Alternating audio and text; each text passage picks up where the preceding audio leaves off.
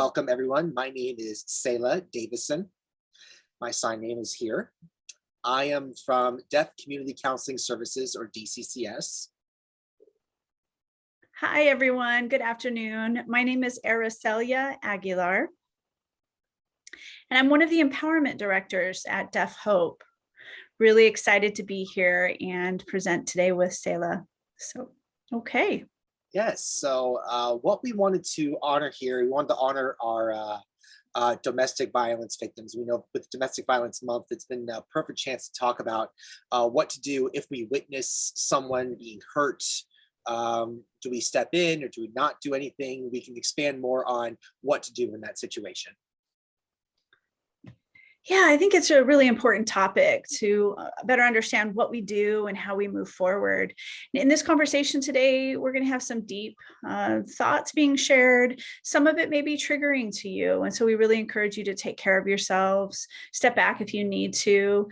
This presentation will be on webinar on Facebook so that you can watch it at a later date. And also, if you have any triggers where you feel like you need some support, you can call the Deaf Hotline 855-812-1001. You can call them anytime for support and advocacy. Awesome. So now this is focusing on folks who have seen or witnessed domestic violence, and we want to go further and deep into that. So why we're giving this webinar, we really wanted to focus on that.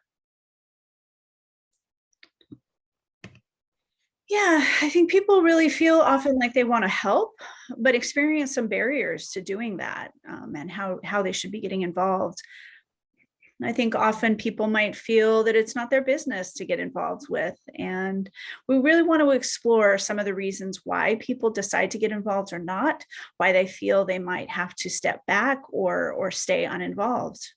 Yeah, and I understand people may feel they have heard survivors are important. They want to advocate for them, and those who may have been witnesses themselves, they've actually seen that. So maybe they might feel guilty that they didn't help. We might want to have them help them recognize, and we really want to let them know that we hear them. Yes, exactly. And I think today we're hoping to discuss the fact that the deaf community is really small. And so there's some unique considerations compared to hearing communities. We experience things differently in a lot of respects. And so we want to name some things that people can relate with and identify with around our cultures and communities, and how to navigate some of those difficult factors, particularly that we're such a small community. How do we honor a survivor and keep them safe? Often community members feel like they can't get involved even though they want to help, because the person who's causing harm might have a reputation, they might be in a high profile They might be popular. Exactly. And there's concerns that then that person who helps might be targeted or harmed in some way by the person causing harm. And so it often puts them in a sticky spot because of the small community. That's something that we see happen on many occasions. Or the person wants to get involved, but has a serious fear and concern of retaliation because that person causing harm has a position in the community. They have a lot of connections, maybe their employment. There's a lot of power that they may hold. And so, thinking about providing that support and the impacts, even if you move, they could still have that level of retaliation. There are scenarios where you may be seeing your neighbor having violence in their home, but you're afraid that the person causing harm will come over to your house, maybe damage your property or your home and family. And so there's all of these concerns about the ways in which we live in community. We grow up together, we go to school together, we know each other in these ways that can make it very challenging. Yeah, those are all very, very good examples of some situations of survivors. Maybe you're with a coworker, maybe somewhere it might happen that that your boss might cause harm, and their risk of losing their job or getting fired or not getting the advancement that they need. So there's really is that doubt that sits in right there. So I feel like we have to choose sides. We have to choose our job, we have to choose our friends. We want to remain neutral in that way. Another example might be someone who goes out to a mixer and they meet a person And like if they have a date, all of a sudden drops a drug in their drink. There's so many different examples of that we see. So Yes. yeah, so those witnesses, who could they be? They could be coworkers, they could be family, they could be friends, they could be a complete stranger. There are a diverse range of people that they could be. You're exactly right. It could be anyone. And there's kind of two different types of people, two different kinds of community members. Somebody who might witness a violent situation, a domestic violence situation, and ignore it, pretend that it's not existing, close their eyes to that.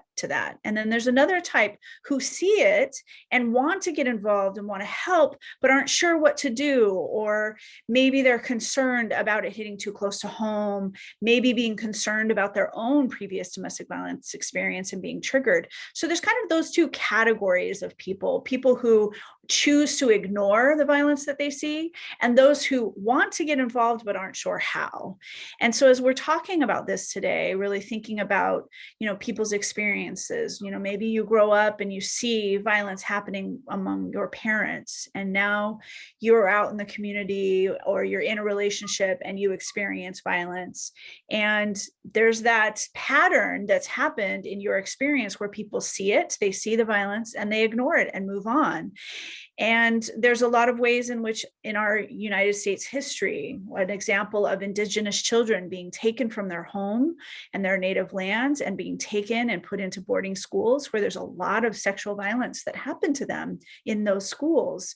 And how does that become institutionalized and continue for many, many years? It's because of those people who are bystanders, who see it happening and intentionally ignore it and do nothing, that they allow the violence to continue because they're not stepping in and providing support. So there's a lot of example of that category of bystander, somebody who sees it and intentionally doesn't do anything. We see this happening in our schools where sexual assault situations are happening. One example where a person caused harm named Brock Turner at one of the universities in California, and there were other students around in a situation, basically bystanders, who saw Brock Turner assaulting a woman, saw it happen, and they stepped in and they stopped it. They helped this woman get to safety, and they weren't really sure what to do, but at least they saw it happening and stepped in. And so this is an example of another category of a bystander, somebody who sees it and steps in. Yeah, that's a very, very good example of what happened at Stanford. Another one thing that happened, because the deaf community is so small, we have such close relationships, and we see some person causing harm to another person. We're thinking, oh, how did this person actually do it? We might feel like we have to choose, but we don't want to choose. And then you're thinking you're on their side, but you feel like you're being pulled both ways. So you're trying to figure out what exactly to do. So that can be another good example. And it's just a vicious cycle. It never stops. Another example could be not wanting to mess up anything in BIPOC or LGBTQ communities because of the culture that you feel. You feel like it's a lot of, I don't want to because I've already experienced worse being labeled BIPOC or being labeled LGBTQ. It's almost like that intersectionality. You don't want to feel that, like if I call the police, will the situation go from bad to worse? Or would others consequences happen? Like, would I lose my job? Or would the person cause harm? Would that happen? They in turn hurt another friend? Would that person end up in prison or get in other trouble because they're such good friends? So you feel these conflicts right here, and it's not easy to step in and help. You feel those conflicts. That's why we're doing this, providing support to and all these tools necessary to figure out what to do. Exactly. And adding to your comments, Selah, is thinking about how community members decide whether or not to get involved. There's a long, long list of reasons that people might not. That fear of making a mistake that you mentioned, you could make a mistake that might cause the survivor more harm, and that might not be your intention. Your true intent is to help. There also can be fear of being harmed yourself because of the situation. Often these situations are very dangerous, and there's concern for your own safety as well. Often people will look around and say, well, nobody else is saying anything, so I'm not going to say anything either. Everybody else seems to be looking the other way and assuming everything's fine. But we have to follow our instincts. When something doesn't feel right, even if no one else is doing anything about it, we can't just follow the crowd. We have to be able to find a space to check in, to see if this person needs help and what that help could look like. I think there's also this other layer where domestic violence happens in so many parts of our community, where people have this attitude of it's between them, this is private business, this is something that's happening within their private relationship, and so I shouldn't get involved. But domestic violence is a community issue. It's a community problem that we all have to work together to end. And there's becomes this victim blaming mentality out there where we have adopted this from society. It's become a part of how we think and how we live. This idea that if we help and then they go back to this abusive situation, back to their abusive partner, they come out and things happen and then they go back. We have this victim blaming attitude where we say, see, well, I guess that's just what you get, or this is what happens over there and this will never happen to me. All of these victim blaming judgments and biases impact our decisions, and that influences how we then decide to provide support to survivors or not. Those are some examples of why people might decide not to become involved. And genuinely, I think there are people who are just not sure about what to do. And we really want to encourage people who aren't sure what to do, call your closest domestic and sexual violence organization, ask for ideas on how to support that specific survivor to achieving safety. Yes, yes, that really is truly important. Absolutely. And I've noticed that other examples of that are, some don't want to get involved. They're thinking, oh, that survivor must have done something wrong to have this person cause harm, and I don't want to get involved. So that's another something to think about when dealing with this. So it can cause more harm as well. It does. And I think that a lot of people might feel like it's not safe to help. Maybe I'm still healing from my own experience, and that's fine. Honor that. There might be other circumstances in which you can help and maybe not directly get involved. So for example, can you ask the survivor, would you like me to call a specific organization and get you connected for more resources and advocacy? That might be the least I can do, and it's still something. Later in this presentation, we're going to talk more about what some of those healthy boundaries can look like. How do we support survivors without going across a line and a boundary, and so that it no longer is helpful. We'll talk more about that later. Yes, yes. We're also going to talk about how you can still support without intervening. Like if a survivor might not be ready for support or help just yet, but still offering that in some way. We'll also be talking about some examples of what causes harm, even though it looks helpful, looks positive, but it can actually cause more harm. So we'll have a few of those examples as we continue. I look forward to chatting about this even more. Yes. So with that, I think it might be time. Selah, do you want to talk about some questions now? Shall we do that? Yes, Are you ready? I'm absolutely ready. Okay. I'm ready to bring in Rochelle. I'd like to ask her some questions and learn from her. This is Rochelle. Hello, hello. Thank you so much for having me here today. It's such a pleasure to be here. I'm excited to be part of this discussion because it's such a critical thing for all of us to learn. Thank you. Yes, I'm so glad you're able to join us. I know that people will benefit from your experience and knowledge, and we're definitely looking forward to this even more. Yes, and before we start, I thought I would just introduce myself. My name is Rochelle Greenwell. This is my name sign. I'm a survivor. I'm also a board member for DeafHope. I've had many years of experience out in the community, just working with our community around domestic and sexual violence. And I feel it's really important for me to be here with you all to share some of that experience with you today. Yes, wonderful, wonderful. So I'm thinking sometimes we see people who've experienced harm and we've witnessed that, and how do we know when to step in or when to take a step back? Like, how do we know which is the right way to do it, and what does that look like? Well, to be honest, there's a broad spectrum to that answer. There's not really one clear answer. I think a lot of it depends on your comfort level, and that varies by individual. I might be comfortable with one approach and another person might not be.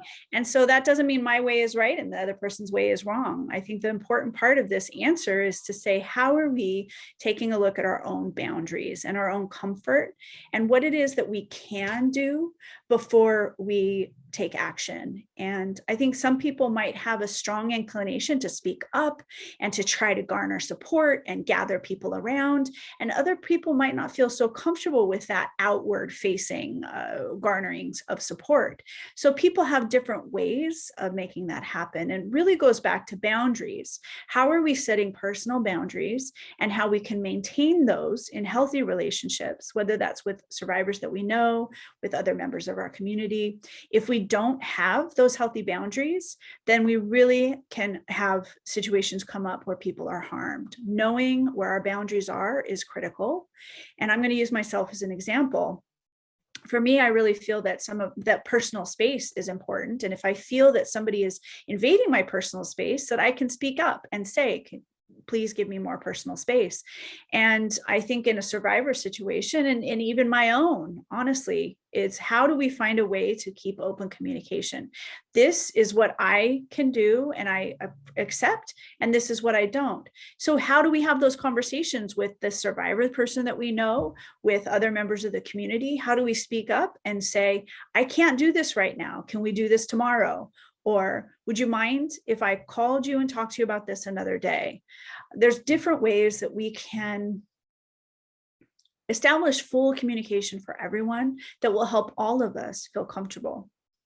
Yeah, it's definitely nice to have those boundaries so that we can balance how we can keep yourself safe and keep yourself well, while at the same time helping other people navigate their journeys. Trying to help if they don't have any boundaries, if they don't have any. What does that look like if a person doesn't have any boundaries? How we can help that person, like you're helping like that? If there aren't boundaries, I think there's a risk of becoming burnt out. There's a risk of feeling frustrated or irritation and upset when things don't happen that you want to happen. You can find yourself far too involved and then maybe putting yourself in danger, that you might not be able to see some of the red flags that are present. I think it's really important to acknowledge what you can do for other people in those situations. An example could be if the survivor comes and says, well, I'm having this and this and this happen to me today. You can then say, all right, let's ask some more questions without making you feel like you have to do everything to fix it and cross this line, that you can engage in a conversation where you're asking a lot of questions, that you're making sure both of you are communicating openly about what the needs are and establishing a critical level of understanding about what the situation looks like. Yeah, establishing those boundaries and having those discussions with family and friends, saying, hey, I have the boundary, I want to make sure I preserve that. You have a boundary, I want to make sure you preserve that, so that we can come to that understanding. So if you're laying the groundwork, we can actually have that open discussion and have those plans. A safety plan. Exactly. Yes. Keeping everybody safe, keeping your family safe. And if you don't have those boundaries, you can actually damage those relationships with your family and your friends. Exactly. You're talking about having a safety plan in place, which is one of the most critical aspects for many survivors and for family and friends too, because then that helps everyone become more informed and aware of what's happening and what can be done. And an example might be where the survivor feels that they can't communicate openly in front of the abuser. And so they might create a situation in which a friend might see if there's a certain light on in the house after 10 o'clock, that's my signal to call 911. There's a way for family and friends to monitor at a distance and provide support as agreed upon with the survivor. Maybe there's an argument and the survivor has established a code with family and friends so that they can pass along a message without putting themselves in more danger. It's really key to think about the ways in which we're being safe while also maintaining healthy boundaries with each other. That's one of the best examples I could share. Amazing examples. Yes, I remember actually looking back. I helped a person for whom I witnessed hurt, and I did get in touch with them and said, hey, do you want to come out and hang out with me? Sure. Just letting you know that person is causing harm. He's here. Would you mind just doing that? Can I just bring food? Can I, I'm helping you. Can I bring food like that? So having that discussion, really being able to have those open boundaries, and, of course, mac and cheese, everyone loves my mac and cheese like that. So of course I'll be like, hey, here's some mac and cheese. Let's sit down and have a discussion. So we're able to discuss that over some good food. But knowing that person was there and having that good food, kind of like being, hey, then pulling the survivor away, being, hey, how can we do this? Are you okay? Are you good? Then going over those pointers like that. So sometimes bringing food can protect a person, It can, yes. And also this thought about how do we not make the abuser feel more threatened? This person is coming into my home and taking away my power. There's a way that we can sort of maintain this connection without threatening the power balance, and you can help support the survivor in staying safer that way.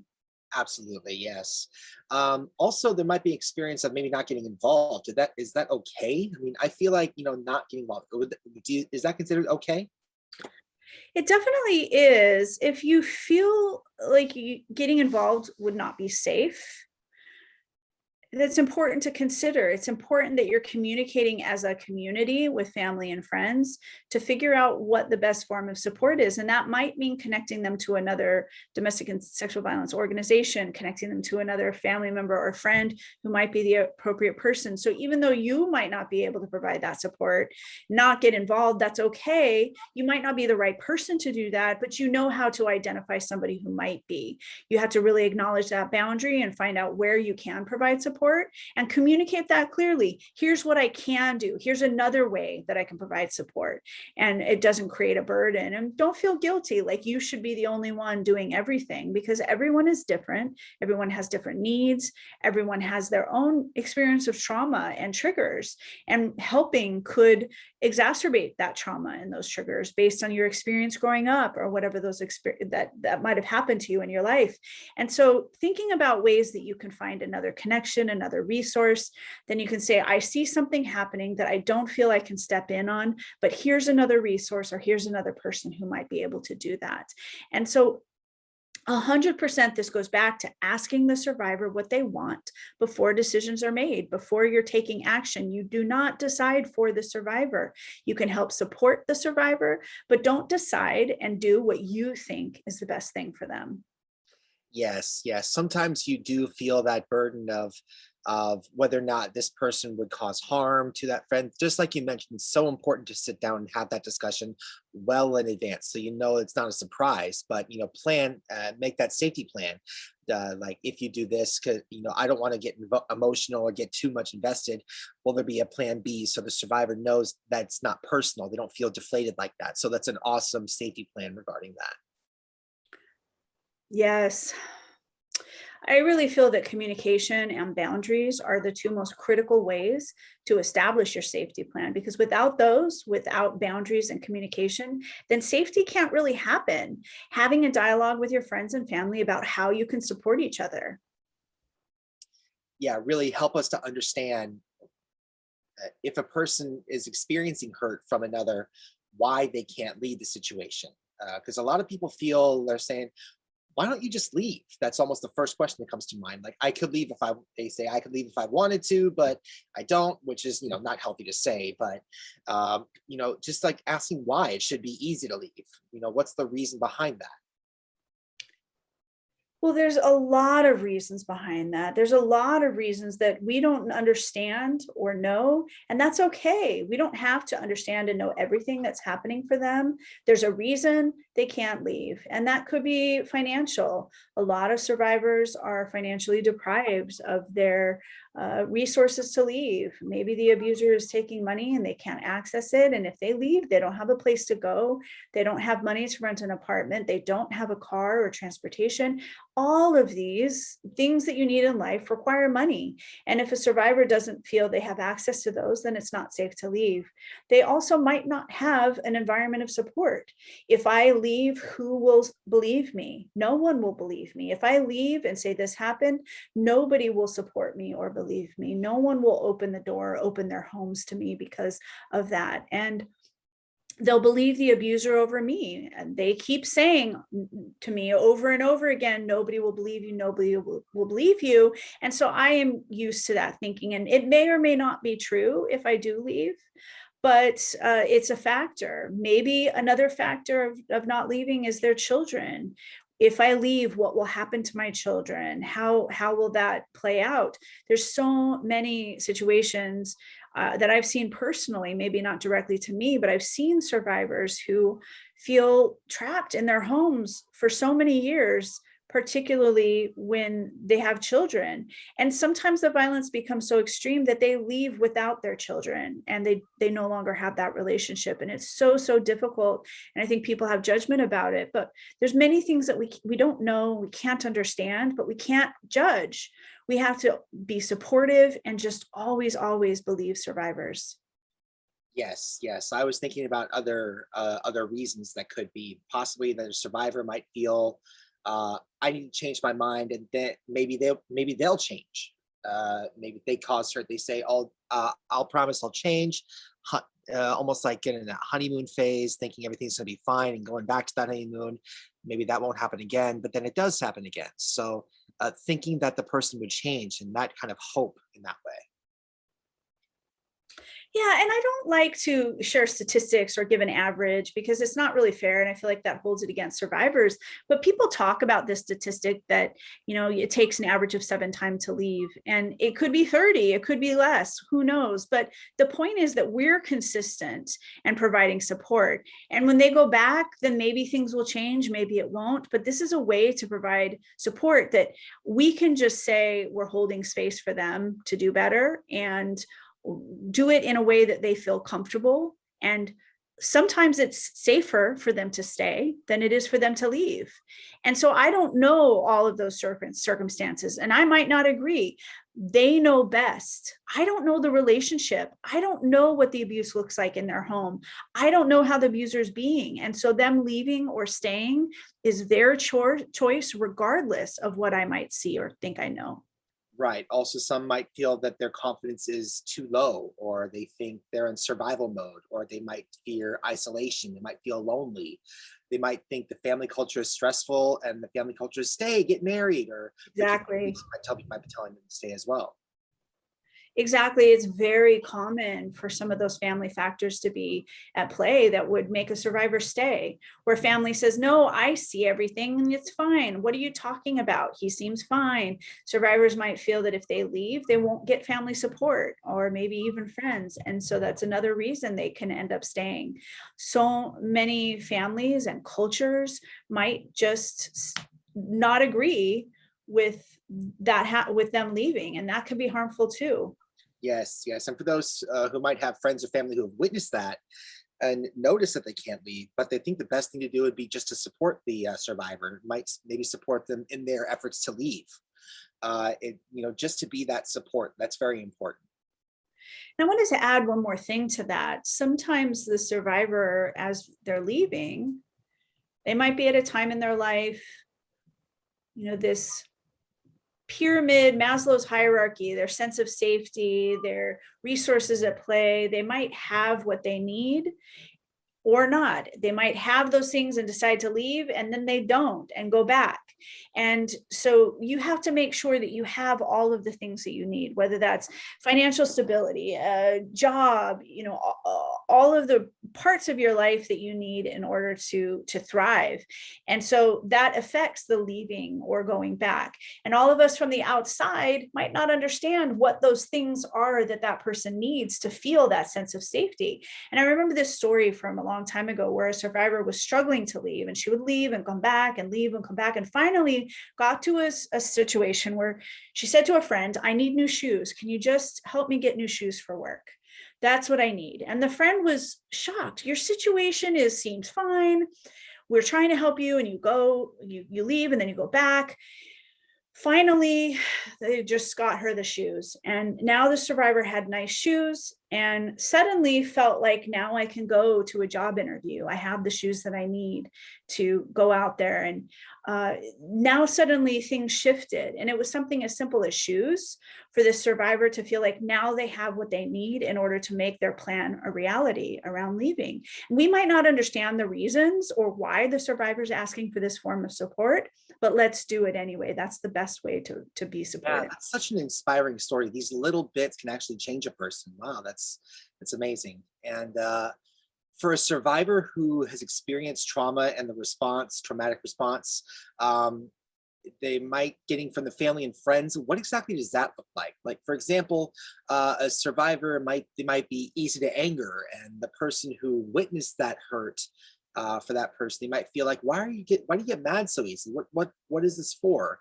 I mean, they do nothing wrong, but it's just a traumatic response. So it's just not to take it personally like that. But I mean, you feel that kind of trepidation about it, and you might want to leave that the situation. So what exactly does this traumatic response look like for those who might not exactly understand survivor completely? I think the trauma response can look many different ways. Person might feel a lack of emotion. You seem like you're okay. You seem like you're not having an emotional response. So maybe then everything's okay. That's a really dangerous thing to think, because for so many survivors for years and years and years, they bottle it in and they try to just make it. And all of this is building up, but now showing the emotion or showing the fear has been pushed down so deeply, and they're exhausted. The emotional stress, all of the years of whatever's happened to them, their response could be very, very different than what you might expect.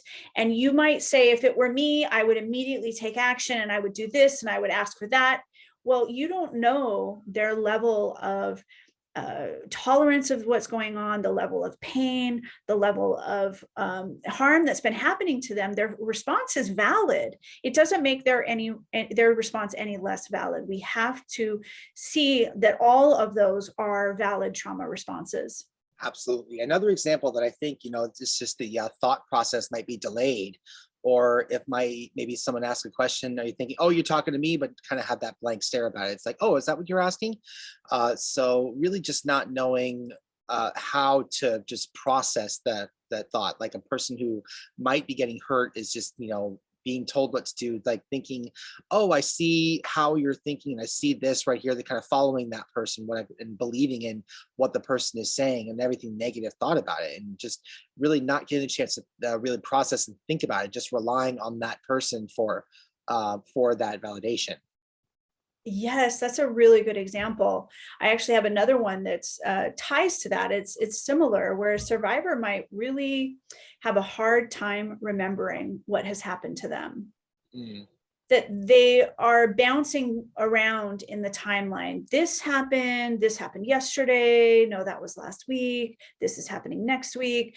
That people might interpret that distortion of timeline as lying. But so often that is a result of brain processing trauma and being overwhelmed and emotionally struggling with everything that's happened in their life and around their experience of violence. That's a very common response. And you might question yourself around that timeline too. Survivors might have experienced gaslighting for so many years that they're used to questioning themselves. Did that just happen? Do I actually remember that correctly? That's another really good example that I wanted to share. Yeah, sometimes they might ask a friend or a family member or a stranger. They might come up and say, hey, did I do something wrong? What's your opinion? Did I do something wrong in this way? What do you think? So tell me your opinion, like what that is. So you see that happening a lot as well. Another example is oversharing. You might be interacting with someone, maybe over explaining is another way of describing it, that they might be sharing a lot of details with you. And sometimes that's happening because they're trying to check on if you believe me. Can I trust you? And they're so used to having that experience of abuse where maybe they're getting grilled all the time and somebody's asking a lot of questions. Now they go out and then their relationships out in the community, they feel like they have to explain and explain and explain, even though you might be saying, no, it's okay. I don't need all of those details, but they have a need to explain based on their traumatic experience. Yeah, sometimes that person might actually witness that friend or family member saying that, hey, I believe in you, 100%, I believe it. And that would help quell any survivor stress like that very quick. Just that one statement might be more than enough. Yes, yes, that's so true for sure. Yeah, I know you probably have answered this before, but survivors, if they say, yes, this, that, and this is going on, we have a safety plan going, I'm ready for it, let's go. And the friends say, let's go for it, or the family member says, let's go for it. And the next day, the survivor might say, I've changed my mind. Is that normal for a survivor to change their mind like that? It is, it's very normal. And, when that does happen, when it often does, to not feel you're pressuring them.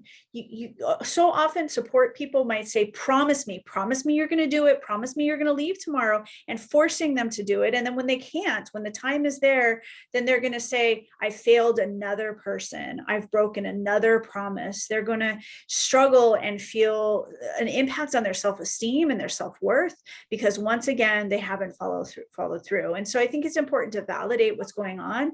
And if they change their mind, to say, that's okay, that's fine, I'm still here, don't worry about it, I will never leave you and stop supporting you.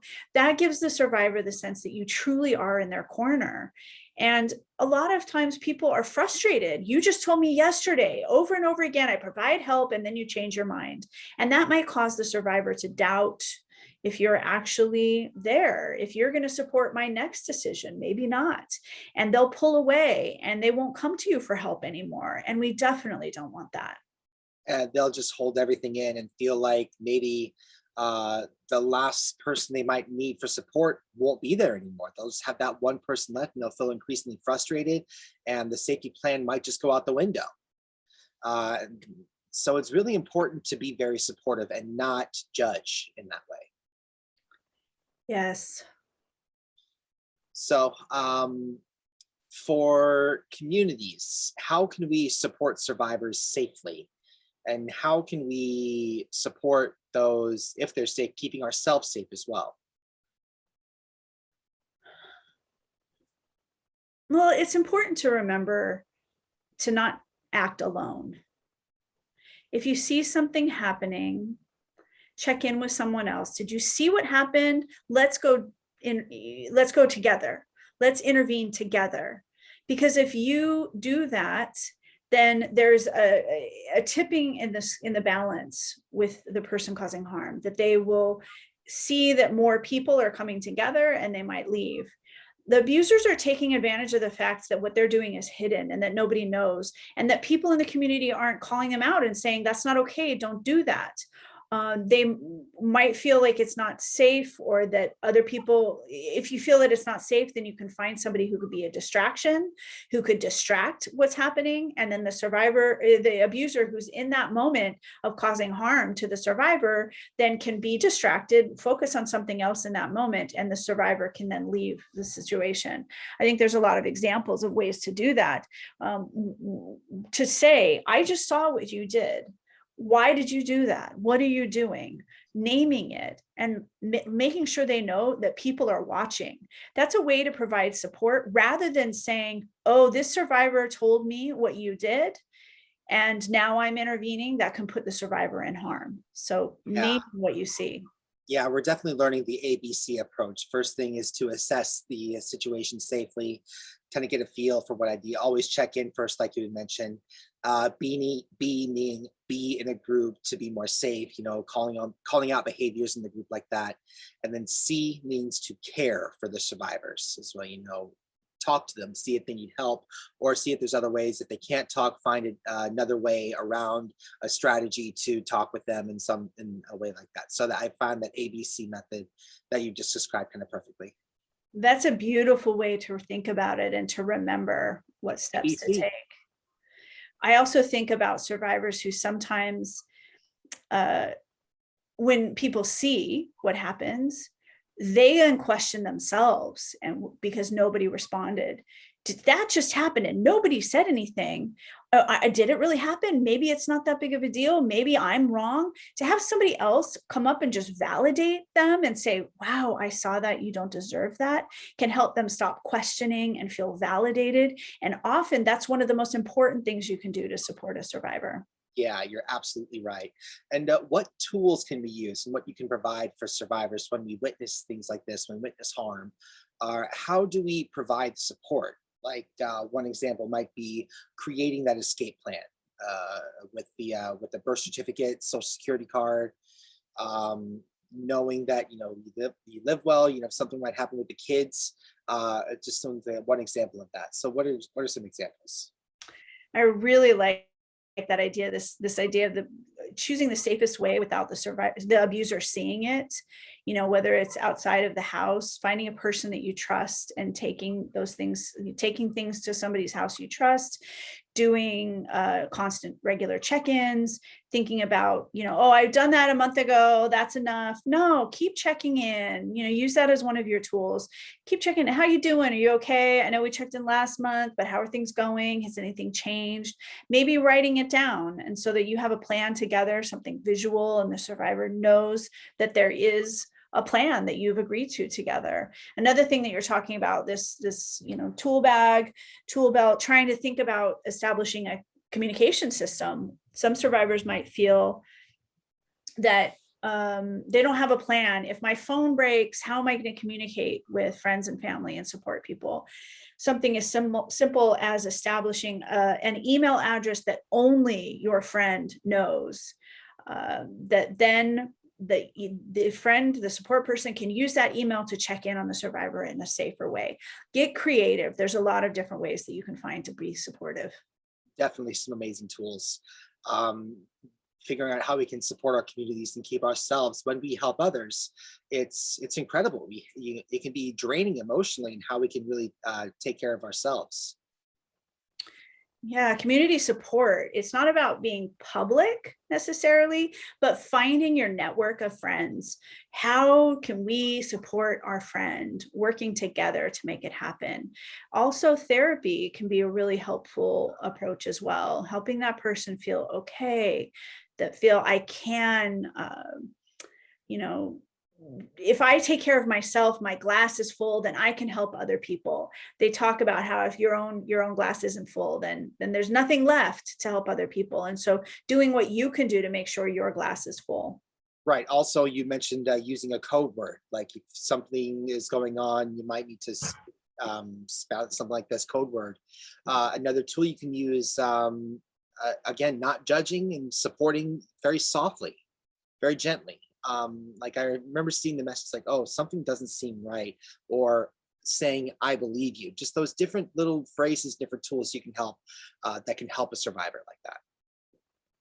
And really, it all comes down to, as you just said, believing the survivor, because sometimes people feel, okay, well, I believe you is something too simple, but it actually has so much power. There's so much energy in that statement that can be really powerful. It's a powerful tool to say, I believe you, I'm here, to just be there, to give a hug, to say, I see you, I value you every day. And that is an important tool to have that person know there's somebody who's supporting me, there's somebody who cares about me, that there's people around me. And so it's just as simple as that level of communication. That is an equally important tool as anything else. Yes, yes, yes. One last question. Any actions we can do for the community that can cause more harm than good to a survivor? What are things that might seem like could benefit, but really can cause more harm? Like, what are some examples of that?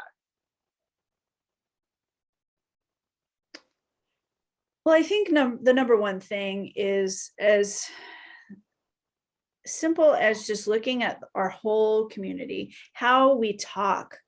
Rape culture, as an example, that we minimize people's experience of harm, that we say, oh, that's okay, that's can be equally as harmful as the act itself, because then people feel unsafe to share what happened. It's not safe for me to tell people what happened because of people's minimizing attitude about it. Well, they say that nothing will happen, that it's not that big of a deal. Listening to what people are saying, then shifting that communication, shifting that dialogue where it's more supportive and safe and healthy for everyone involved in the community. Yeah, and sometimes family and friends have the best interests in mind, saying, hey, we need to tell them your experience. We need to make sure telling them, say, hey, what we can do to do this. It wouldn't be too late to miss an opportunity, saying, hey, maybe this person can help. We know that can cause harm as well. Right. You're so right. When that other person's not ready to come out about their experience, definitely. When the survivor hasn't disclosed to somebody and somebody else tells, and the abuser's seeing that information get passed along, and the survivor is in more danger. So never share. Don't share a story that is not yours. Yeah, another thing I saw as well is, what if you need to call CPS right away, or need to call the police? Yes. That person might be BIPOC, or the person is an LGBTQ. It might be a trigger. It might be a trigger and cause fear. Yes, I wanted to add too that so many people put high value on the system, on systems involvement, like lawyers and police and CPS, that they're going to come in and they're going to determine what happened and they're going to fix it. And that is not the case. So many people know more and more that these criminal cases where the person causing harm has to prove that they didn't do it, versus a survivor in court having to prove that something happened to them. That the way our system is established is starting off unfair already, that there's already this tendency for the system to say, see, it didn't happen. This person is not telling the truth. The system is not the best solution for families and people who are being harmed. It is not the best solution. Right. That's for everyone, especially if a person is hearing. It could easily overpower the deaf influence in court.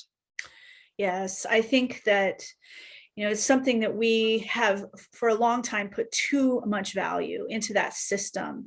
And we overlook the fact that our community has just as much potential to heal us than the system. So many survivors never get justice in the system. And that's okay. We have to just recognize that as a community, that we can come together and support each other without relying on the system to do that for us.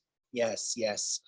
One more thought that just came up, the toxic positivity. We tell something very positive. If you tell a survivor, oh, it's not that bad, you're strong, you can hang in there, you can just be patient and just bear with it, that can actually cause more harm as well. It can, I agree. Sometimes just listening is enough. We always feel like we have to say something, in response to a survivor sharing, oh, you got this, you can do good. Sometimes just listening. I'm sorry that happened to you. I believe you. I'm here if you just want to talk, and I'm just going to listen. That can be so powerful, an equally valid form of support. Instead of us feeling like we somehow have to do something, that there's a job we've got to do. No. Exactly. Sometimes listening is all you need. You don't always need the counsel. I was planning for us to actually segue into Aracelia and Carmen. Before we segue there, do you have any final thoughts, any final messages here? I just want to share that for myself as a survivor, I really feel that the best thing that my friend did for me was believe me. It was so important that she just was there and listened and believed and never questioned or doubted or had judgment. She was just there. So validate your friends who share their experience of harm. That can be the most powerful thing that you do for them. And that might be the only time that day or month or year that somebody's done that for them. And so thinking about ways that you can validate a survivor's experience. Yes. And remember, the good thing to do that would happen is just establishing that hope. So yeah, thank you very much for everything you've done here today. And I will thank you. Remember that. So please, thank you. Come back. Okay, I'm going to go out. Okay. Hi, Carmen. Welcome. Hi, Aracelia. Carmen, do you mind introducing yourself? Tell us a little bit about who you are. Yes, absolutely. My name is Carmen Fernandez. My name sign is here. I just moved here from New York and I got my beautiful family here, growing family. So I'm here now to advocate. Wonderful. I'm so happy that you could enjoy this. You could join us in this really wonderful conversation and we could hear from your wisdom. Absolutely. Carmen, do you mind sharing a little bit about your thoughts on if you see someone who's being harmed? How do you respond? Do you get involved? Do you stand back and not get involved? Can you share a little bit about your perspective on this? Yes, yes, sure. Well, I've been through some experiences where I've seen a lot of survivors. I've seen when I've actually gone on walks, just around my community, through not deaf, if I can remember, it was it was an expo. It was just an exposition. Then I was just walking around, just seeing all the different booths, all the different vendors. I saw one person who was saying they were talking to me, and this person was talking about they were a survivor, and this, that, and the other. And I thought to ask, hey, would you mind if I just check in with you? And she said, yes, okay, of course. With DeafHope, and come on, let me just go in with you. So I showed the kind of this so the information I had showed them, actually made them very bright-eyed. I don't know if it was motivational or not, but I just kind of respected their boundary right there. I said, hey, come with me. So we actually came to this booth and they said, oh wow, thank you so much. And so I saw them so they left, and it was like, you know what, best of luck to them. So I went on my way, looked at more booths right there, and that was just a survivor story at the expo. Thank you for sharing. I think you really gave a great example of how you've established this internal boundary around when you can get involved and when you can't. And so maybe you can't get involved. What you can do is connect somebody to an external resource and then keep going forward. I think this is a really important way. People sometimes think that I got to get involved and do it all, but there might be resources out there of other people who can help. Now, people have various reasons for why they might not want to get involved. Maybe they just aren't interested, but maybe their experience is very, very similar and they're having flashbacks or triggers. There's a lot of reasons why people might choose not to get involved. Yeah, I think that people are struggling sometimes because we want to help, but we don't realize where our boundaries are. We haven't figured those out yet. Yeah, thank you for sharing that perspective. I have another question for you. As you have been out in the community and you might see friends and family who are in a domestic violence situation and they're struggling to leave or they're struggling to be safe, how might you recommend that people establish a healthy boundary where we give love, show our love, but recognize that the things we could do to help might be limited? What are some strategies that you would put in place for yourself? Oof. Wow, it's a tough life, especially for me who's remember that in the past. We those who are survivors like that, they can get very frustrating, and we've actually seen something like that. And we actually see my trauma from my past. So that's where I just kind of realized that, oh yeah, this is what's going on. But I feel like right now I'm a little more calmer because I've been through it, compared to back when I actually was going through it. So how can I share my experience with them, and how do I figure out what I can do, what I shouldn't do, and just continue to tell them it's okay, and just really approach them saying, hey, hi. Just ask them mostly, are you okay? I can give them my name and tell you what, I've done the same thing. Just trying to match the experience, trying to make them, they think I'm a little bit weird like that, but it's kind of feeling better. I'm not leaving them out. So just them finally seeing that, I'm a deaf person and have been through something, and they actually feel more motivated to speak with me. It might get a little overwhelming, but saying, hey, I get it. And just wanted, so you need my support. Where do you want you? So they feel that relief rather than feeling worse and feeling more resistant, like saying, who the hell are you? Get away from me. So it's just really kind of, some might feel more motivated, some might not. It really depends on the individual and on their survivor. Make sure their comfort level is at where it needs to be or not. So really kind of accepting that, if they're mad, that's fine. I accept that I can just walk away, but it's kind of saying, hey, I get it.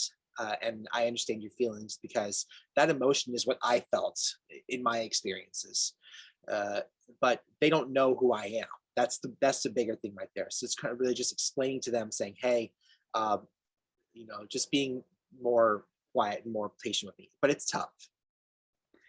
Carmen, you just showed a beautiful example of how you approach somebody without judgment from a place of love and just sharing resources and your experience. I think that's an amazing thing for a survivor to experience, and rare. I don't know if you realize this, but all over the United States, approximately 71% of the geography of the United States does not have deaf-specific domestic and sexual violence services. So many people don't have access to a resource. And so having you provide that level of support for people in the community is just powerful. It's a great way to reach out to folks. And when they're not ready, being okay with that. You have a trauma-informed perspective where you're not taking their upset or anger or frustration personally, and knowing that they might need time. Coming from a place of non-judgment really, really means a lot to survivors, because, they might remember that, and I remember you as somebody who didn't get upset when they were angry or didn't react or didn't judge. That's a very different experience from the person who's causing harm to them. They're going to remember. And next time they see you, they might apologize, or they might, they're going to have a different experience with you, because survivors are constantly monitoring the environment. Who out there is safe for me to talk to about this? Where can I go for support? And that they know you have that unwavering support for them is so powerful. I wanted to ask you, Carmen, people out in the community and community members who want to provide that level of help, but inside just feel they can't. Do you think that's okay? Well, if I remember I'm just trying to remember where it hasn't been for a long time. Through my experiences, but I mean, I tend not to obsess it, but I do look back and just remember that experience.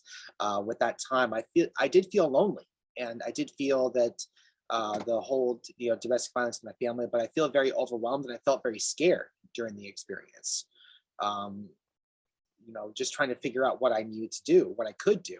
And at that time, I was in school, and it was kind of a mess early time. I actually got pregnant early on. I felt very frustrated, and I felt very left out. And I just, felt my family, they were all Spanish speaking. They didn't sign. So they believed I was hearing, and it was actually very tough. And I kind of felt very left out, but I went to school. I went to a mainstream school, and it was very sad that it was actually a very different life. It wasn't easy. And the teachers all came up to me. They were all discussing with me in private, but they actually referred me, and they sent me to a counselor. They, it was kind of very hands off. They were very not ready for it. They kind of, almost kind of, I want to say like negative thoughts kind of plagued their mind. But I thought no. But then they referred me, and the teacher kind of stopped in there, actually left me, took me home after school, and they actually took me to a counselor, and they actually it was actually a double domestic violence as well right there. So it was actually saying, hey, it's okay. So then having that outside resource for me to be able to seek with other than my teachers, but then referring me and knowing that. So I was actually very quiet at first, but then later on I got more comfortable, and I was able to get the help that I needed, get the support. Wow. You mentioned a really important point in there about when survivors are going through domestic violence, often they have their support system cut away from them, and they can feel very, very lonely. And so often community members think, well, I have to do all of this to help. I have to take them away, and I have to get them a house and a place to live. And sometimes just that, hi, how are you? Let's talk is equally as important, that it makes them feel less lonely. That's something that I see on a regular basis, that connection is a critical part of the survivor's healing journey. Yeah, it's very difficult. Yeah. Well, and I wanted to ask you now, Carmen, sometimes in a domestic violence situation, in that relationship, where somebody might be encouraging the survivor to leave, and they just can't leave that relationship. They decide that they need to stay. Can you explain some of the different reasons that a person might decide to stay in an abusive relationship? Whew. I remember one recent instance. One of my friends didn't know sign, but still kept calling me, and very. At the time they called me, it was around midnight, and called me for a long time. I thought, hey, I thought it was, Happy New Year, but it wasn't January 1st. But I just thought, I'd answer it. But then that person started crying, saying, hey, there was really more gestures than signing. I hadn't seen them in a long time, but we were talking for a long time. So I felt I needed to support this person, even though I was feeling very tired. In the back of my mind, I'm thinking that my person might be in trouble. So I took the lights on and I kind of set everything up, saying, hey, what's wrong? I was there for them to make sure that they weren't left out and alone, because after the time I turned it off, they called me again every day. And it's showing humility, showing love, showing empathy, showing where the phone number was, where the information was, where the community was, where the help was, how to fend for themselves, essentially, and offering the help that I could. It actually made me cry. It actually made me emotional, because I felt the same thing that she felt from all those years ago. Just telling that person, I'm here to support you, whatever you need, like a sister. And of course, the gratitude was there after we finished. Said, hey, keep in touch. Even though we had to write back and forth, we had this DeafHope thing. That person was like, what's going on? Like, oh, thank you. But no, I was like, hey, you called me. Don't forget to call me. And trying to communicate, even though it was more gesture based rather than actual ASL, because of cultural things. So it was very different. But being able to offer the support, and knowing that the person was able to trust me and love me in the way that they weren't feeling left out after talking with me. So feeling that level of comfort, I was totally fine with that. And I knew that person came ready to support, because I was able to get the information I need.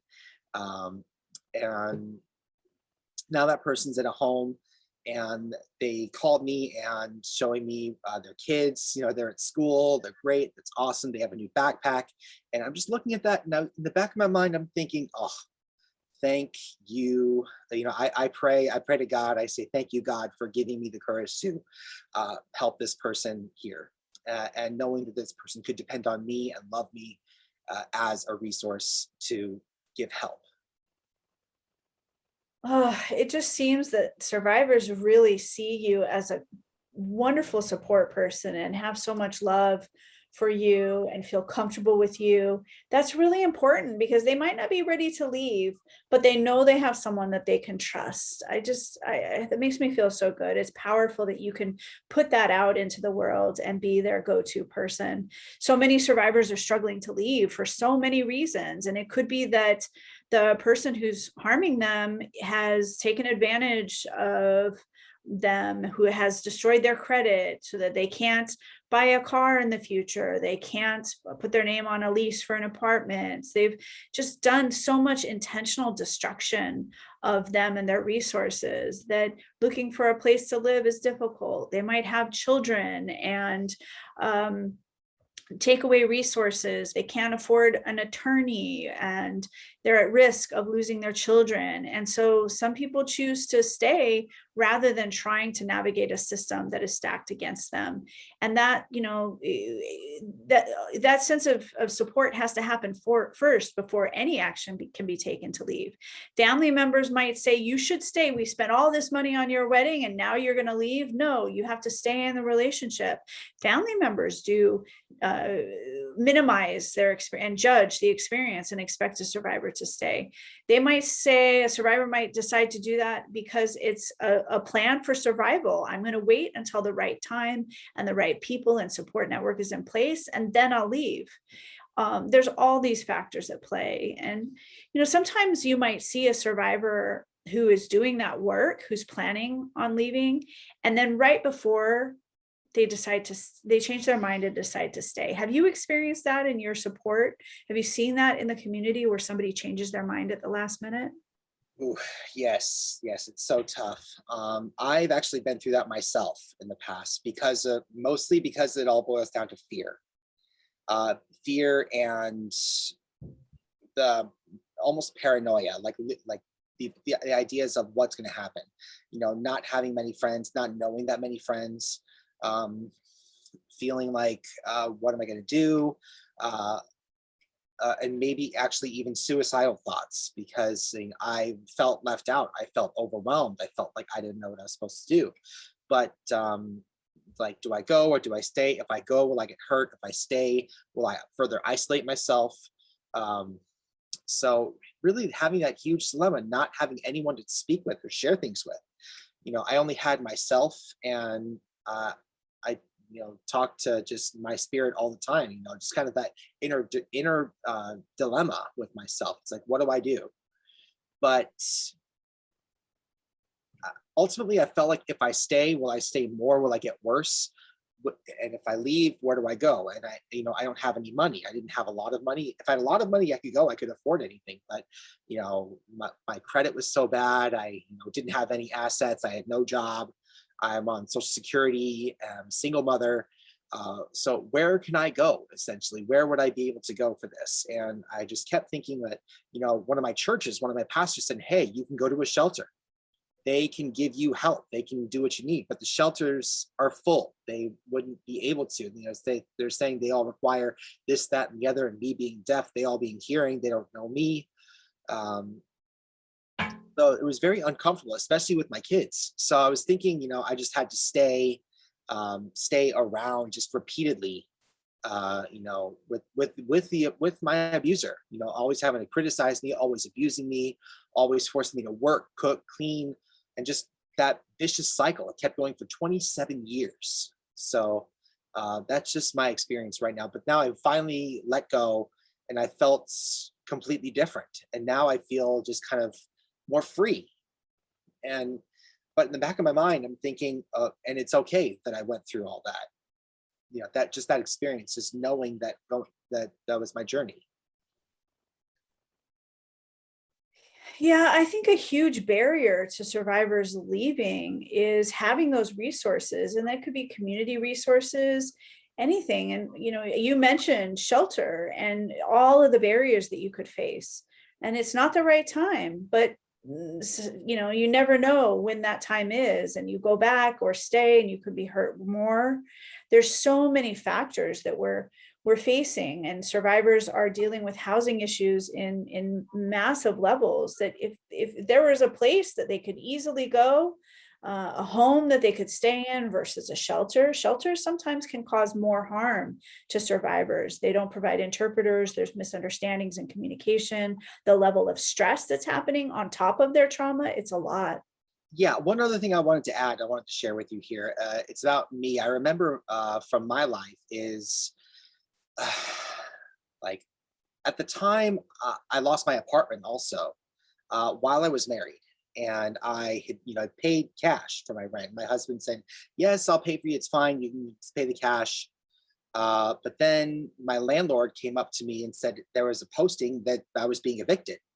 And me not realizing that I didn't know what was going on. And, I was given 2 books. One of them was for my husband. One was for me.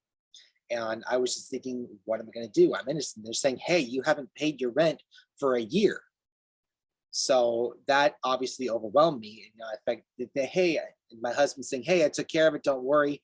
But just wondering where that exactly was coming from. So just, I was lost. I didn't know what I was going to do. They said I had 3 days to move out of all my things it was in my garage. So I had to move everything out, and I had to pay for that garage. And my husband's parents saying, hey, why don't you come over to our house? You can use our home. So feeling that depression, at that moment, like in an instant, needing to basically take my life and just move it into my mother-in-law's house. It was a nice home, at least, we just had 1 or 2, we had a bunk bed. My son slept in my room, and we were scrimping and saving for space. I was sleeping on the floor for a while. I think it was a while. My then ex, we just kept arguing. And at the time, my father-in-law said, you know what, you're out. So he essentially kicked me out, and I was left, not knowing what to do. So then I, grabbed my daughter, and my ex-husband, took her, and then I left with my clothes, and I was just left all by myself, and they were looking at me like, "What are you going to do?" So I slept on actually a train near by a train near a cemetery. I think it was like in the cold. I was just crying and crying my eyes out. I'm thinking, I'm innocent. What happened? So I mean, I was sleeping under a train tracks near a cemetery, and then figuring out what I'm going to do. So a couple of police stopped me, and they actually went into community court. They're saying, "Hey, victim," and I'm thinking, "Oh, that must be me." And the other person said, "Hey, is your name Carmen?" But I just said, "I can't hear. I need an interpreter." I was in there. I was feeling scared, just trying to figure out where I'm going to sleep the next night. Um, and at the time, I remember I was sleeping in a train under a train track, and then I called a friend. I remember I called a friend saying, "Hey, do you mind if I crash at your place?" So I crashed at their place in Oakland. So I slept there for a while and was there with the roommate. And then her husband was in prison, so I was kind of like scared about that, not very comfortable. And then I was kicked out again, so kind of left without what I'm going to do. So then I went to another friend's house and slept there for a while with their partner. And the next day, maybe about a month or two later, they kicked me out. So I'm just kind of left, being kicked out of these places 3 times. So I remember I was able to get into court and trying to remember, they're saying you're a victim, saying, "Hey, how can I help you?" And I was trying to just write back and forth in terms of communication because there wasn't an interpreter, saying, "Okay, relax. They can pay for a hotel for me and they can reference me to a hotel." So they gave me cash, $20 cash. I remember that, that was just one time. And they gave me a suitcase for my clothes. So obviously I was very grateful for that. And they paid for a hotel for a while. Then I hopped over to another hotel and went there again.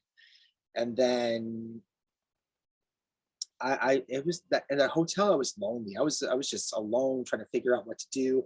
There was no TTY, there was no mobile communication at all. And I opened the door at some point. Someone had knocked me and saying, "Hey, how did you know I was here?" And my ex-husband at the time, that was, I saw you with my daughter at my daughter's school, elementary. So I went to visit the school, and I said, "Hey," I was just looking at at the time, they kicked me out. I wasn't able to hug or see my daughter like that. And just, at the elementary school, I just said, "Hey, I love you. Everything is going to be good." And then, just telling my daughter I missed her. They shooed me away, but then I went home back to the hotel, and that's where my son found me. They actually followed me and got back to me to the hotel. So that's one thing I remember. But having to jump from place to place and hotel to hotel, because the increasing stress at the time, that's just I'm sorry I went a little bit too far like that. No. I mean, you described so many of the barriers. This is exactly what survivors experience. And these barriers make it easier to just stay home and make this difficult choice. And I just have so much compassion for you and value you. And I'm glad you're safe now. Yes, I'm definitely feeling a lot better. Not trying to relive those memories, but I don't need to bring it or meditate on it for too long. I mean, I feel that freedom. I feel good. I feel like I'm, in just floating on air, just free. And I'm feeling that there's more possibilities, more positivity. And, there is some negativity from the past, but now I've turned that negative into positive. And I was able to read my Bible and just pray every day, and just knowing that I can trust in God. And hearing and speaking with my therapist rather every Thursday, and also through DeafHope, meeting with DeafHope, having weekly meetings with DeafHope every Tuesday. And really, I feel thrilled that there's a lot of support opportunities there for everything. It's great to hear, and again, this support is so key to your journey and to healing. So Carmen, if we go back and think about your experience and all of the barriers and challenges, as you look back, what do you wish the community could have done to help you? What do you wish they did to help us provide support? Well, really, my goal is to get a new home that's far away. That's my dream. that's, find a house, because right now I'm living in an apartment, especially during COVID, needing to move from place to place. My son's getting laid off. It's getting frustrated. Now I'm moving back here. I've got another year before I have to move again. So really my dream is to find a house and really have a chance to stay away from my abusers and really help other survivors who may have been hurt, trying to, find essentially a new life with new people and seeing new things to see. I'm still around the support system for those who might need it, as well as myself. And really, my dream, I really want to help people, other survivors, really for as long as I can. So really, that's my it's my dream. And, I don't want to become like a security officer. I want to become not like a cop or a flight attendant or a pilot or an astronaut. I really want to support deaf survivors through counseling or therapy, or even other AA meetings. I mean, if it's there, you do it. You don't even have to pay me. But I mean, since I've been volunteering all times at schools, at DeafHope, counselors, I'm able to go to meetings, volunteering. And it's okay if there's no money, but things are limited. I really don't care, but I do it out of love. And I really want to show people that I care. I really want to make sure that they're safe. Yeah, that's a great point that you're sharing. I think many deaf survivors struggle with housing, and the deaf community could work together to pool resources and think about how we create a space for people. Sometimes just getting an apartment is so hard. There's so many barriers, income requirements, and all this. And so that's where maybe the community can help. They can create a safe place, rent out a room, even if it's only temporary. There's so many things that we could do. And I noticed that, as you say, what you needed the most back then was a safe place to live. And sometimes the community wants to provide help, and we're here, we're going to do it, but we haven't figured out our boundaries yet. And I know that community members might want to help, and they say, hey, come stay at my home, let's do this. And then a week goes by, a 2-week goes by, and they might realize that that's not working out, and then just kick out the survivor. And there wasn't communication there. There wasn't an established agreement. You can come stay with me. I want to help you. Let's do that for 2 weeks. And instead they just say, sure, I'll help you. And then they get kicked out, and it's a surprise. And all it does is cause more stress. And so that's where we're talking about today, how important it is to be transparent in our communication with survivors about where our boundaries are. You shared some beautiful words with us tonight, Carmen. Thank you. Yes. I know a lot of folks who are survivors who have asked me to find a place to sleep, even if it's only for a temporary basis. I feel overwhelmed, and I think, hey, I'll try my best. I mean, I'm learning from, I think I might be independent, but I think deaf people can be like that. But obviously, I'm not a therapist. I'm not, I'm thinking this and thinking that, but I'm thinking I could do it. So I can try and be aggressive and trying to scour the pages and look for any shelters, see if they have anything available there. So I'm making all these calls. But then the survivor calls me saying, hey, have you found a place? And they would ask me, they want to move, but the one problem is, where would they be able to sleep? I'm scared if they place them in something, they might kick me out later on. So, they might want to say, they might ask to stay with me for a while, but I want to. If I had a big house, of course, or whatever like that, I'd be actually more than open to that. Even if it's for like a day or two, even a week or two until I find a place. But, the opportunity is right here. It's not really the best choice for me to make that decision. So, they're saying they're saying I have a big heart and they have all these opportunities, but, my capabilities are limited, my money is limited. So trying to find out where I can help. I want the best for them, but, I can't do it. I try my best to help out. I try and give them as many resources as possible, saying, hey, DeafHope, if you want the numbers, if you want counselors like that, that's how I'm able to give the information. So I'm just saying, okay. And also churches, churches have opportunities there. But the next day I get a call and saying, hey, good news, the church is helping me. And I say, hey, see, there you go. And we're asking who did this, what's the name. So after they hang up, I just jump for joy around my apartment. So, it's not for me. Jumping joy for them, for the survivors. They don't know me, and I'm excited because, I care about people, who suffered like me in the past.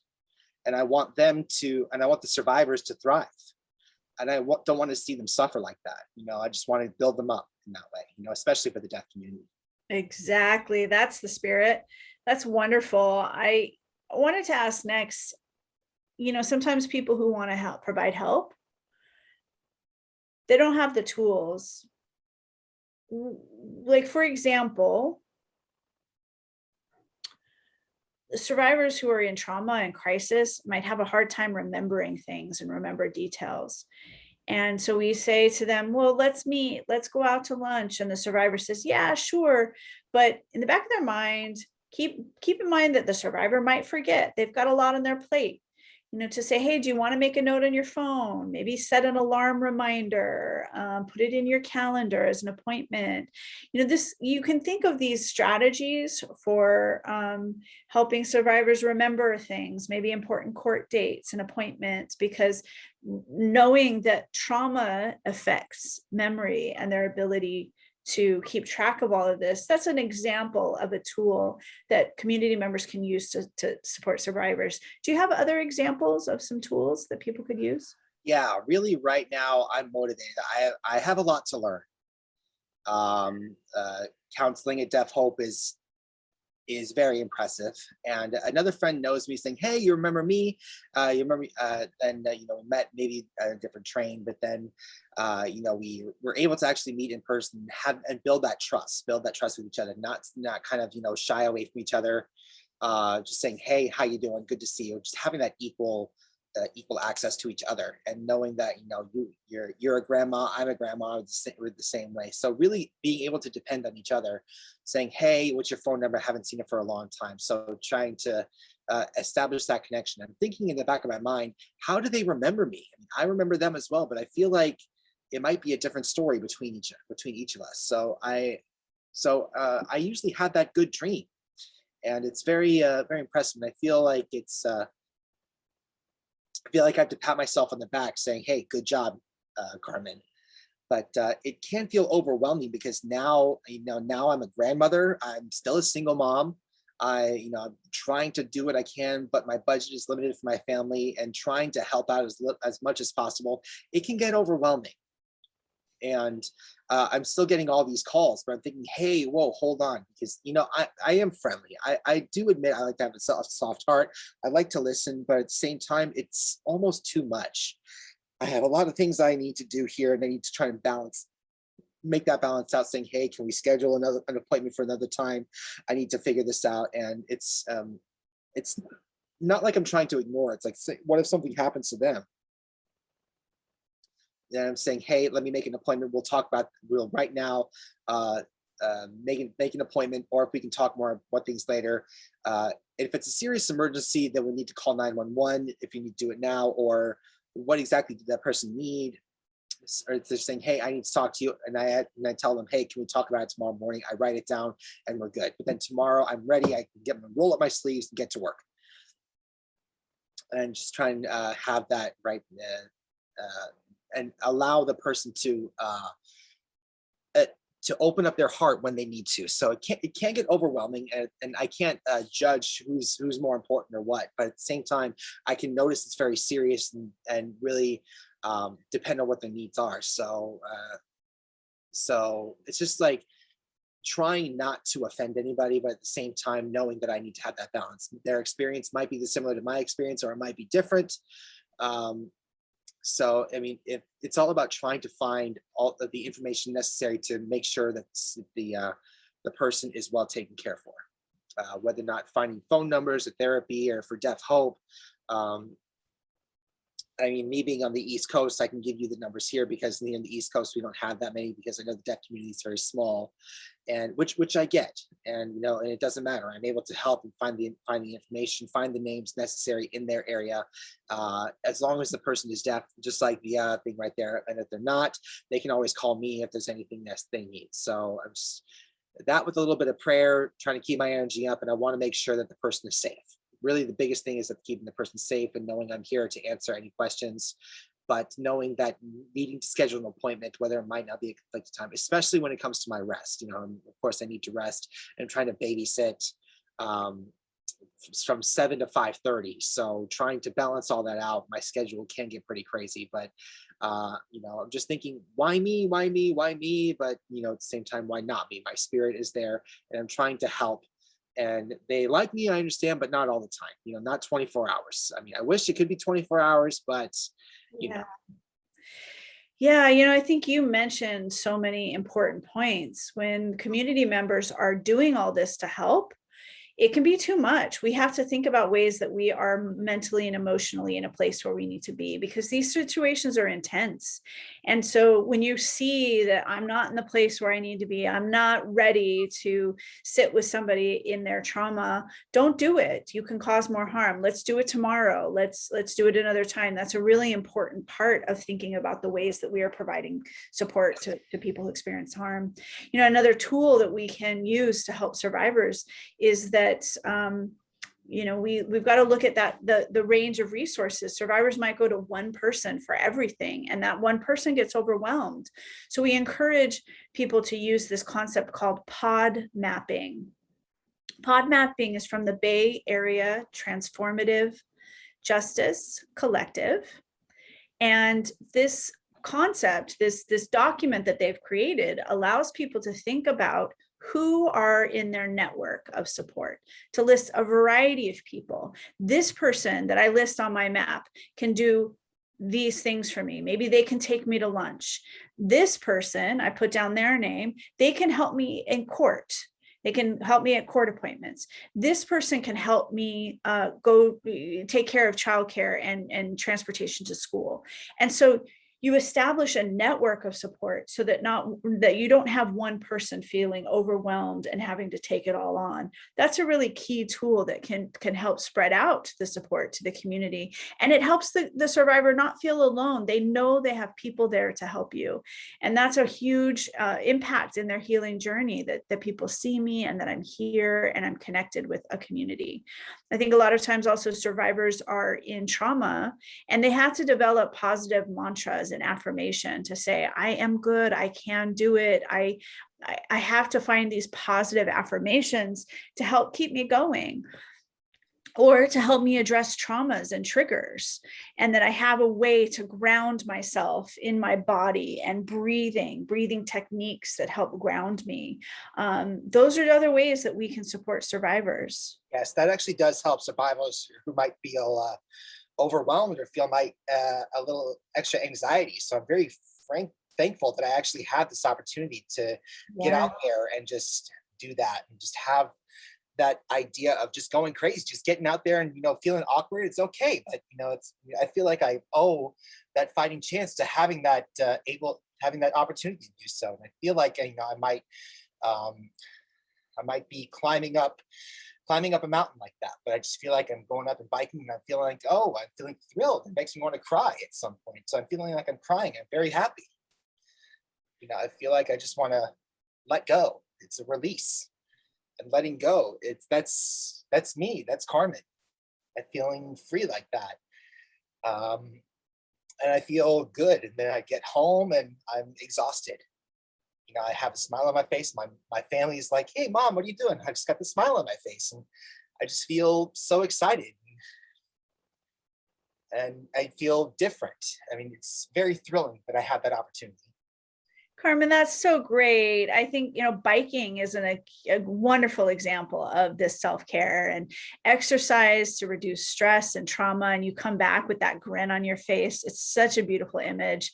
I want to say thank you. Thank you for coming. Thank you for sharing your wisdom, your lived experiences, and just the level of care and compassion that you have for people around you. I want to welcome Rochelle back for our last wrap up, opening up for any questions from the community. Feel free to chat in your questions, your comments. Now is your moment as we're wrapping here. This is Selah. Well, really, we've learned a lot from everyone here, and I feel inspired as well. I see no questions from Facebook. I definitely want to thank all of us for being here and just really coming here, and appreciate that. So if there's anything more important you'd like to add? And this is Rochelle. I just want to say how grateful I am to Carmen and you sharing your story. And I know that the things that you've shared today are powerful for people. They're going to really resonate with people who watch this. And I so much enjoyed watching your share. Thank you so much. Thank you. I appreciate that, Ms. Carmen. And this is Aracelia. I really hope that this conversation can continue, that this topic remains central to our communities. And, the concerns and fear and questions that we have are not going to go away in one night, in one conversation. We have to think about having those conversations with our family members and friends, that we can resolve our fears around stepping in or providing support. And some of those fears and concerns and questions about providing support can be from longstanding past experiences and trauma, and seeing somebody else do it can be very, very powerful, and knowing that somebody is there for you.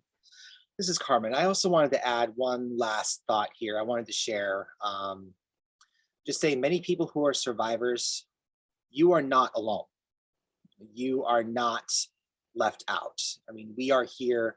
We love you. We've had the same experiences, and same as myself, same as Rochelle, same as anybody else. Please come. You are welcome, and we want you to be comfortable here. We want you to communicate. We want you to feel love. We want you to feel respected. We are always there for you.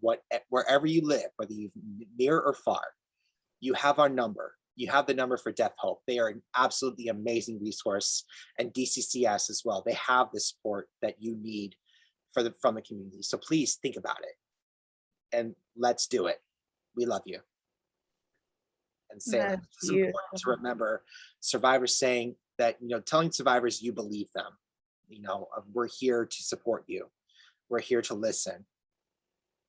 If you need to change your mind, that's fine. We understand. How can I support you? Just simple statements like that. They're very powerful. This is Rochelle. Just one last thing I wanted to add. And Selah, you said it beautifully. Believe and support. Think about letting the survivor decide what safety looks like. Let them decide what they're comfortable with. Let them decide what it is they want in their journey. We cannot be putting out suggestions or saying what we think should happen, because that could really be disastrous in their life as well. And this is Aracelia. I just wanted to add, as we're wrapping up here, one last comment. I think it's so important to remember that to ask that question when somebody wants to share their experience of abuse or harm, to say, would you like me to just listen, or would you like me to share some feedback? And if that person says just listen, then do it. We don't take that platform to then give them all the shoulds. Their life is something that they know better than I ever could. So as an advocate, that's something that we want to do, is really honor and respect their needs, to just listen when that's what they ask. Yes. Thank you all. Thank you for joining us. Thank you. Good night. Love to you all. Take care.